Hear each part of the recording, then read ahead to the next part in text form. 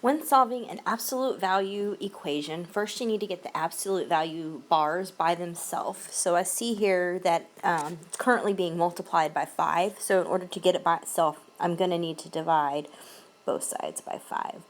So what that happens there is those cancel out, and then I'm left with n plus 10 is equal to 10 divided by 5, which is 2.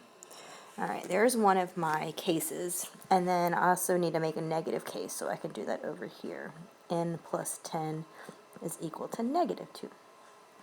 Alright, so I'm going to solve each one for n.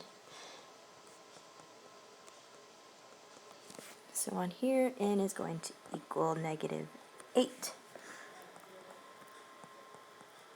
And n is going to equal negative 12. Alright, so now I'm going to plug them back into the original equation to see if they are good answers or not. So I can say 5. I'm going to plug in the negative 8 up at the top.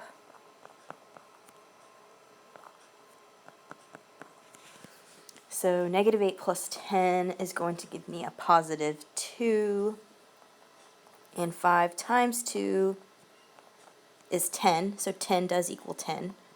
So I can say that that is for sure a good answer. I can go ahead and put that one in my solutions box here. Let's check this one. If I put a negative 12 in for n, while I check, this is going to give me a negative 2, but remember when it comes out of the absolute value is always positive, so I'm checking that 10 equals 10, which is also a true story, so I can say that n is equal to negative 12 is also another solution for this absolute value equation.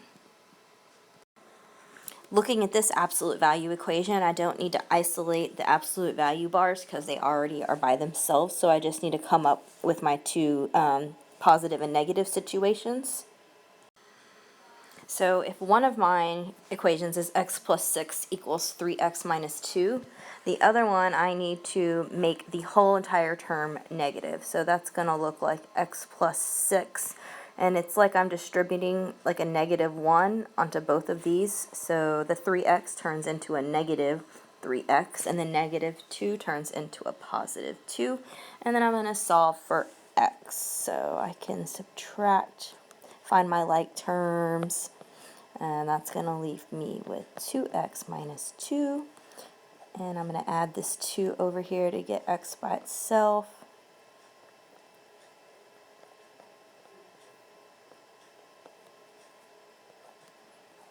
And x is going to equal 4. And I'm going to do the same thing, get x by itself over here. I can add 3x, find the x over here. That's going to leave me with 4x plus 6 equals 2. I can subtract the 6 over to get 4x by itself. That's going to turn into a negative 4. Divide both sides by 4. And x is going to leave me with negative 1. Alright, so let's plug these back in. I'm going to do this in a different color. We're going to check them with the original equation. So instead of putting x plus 6, I'm going to put 4 plus 6. Maybe. There we go.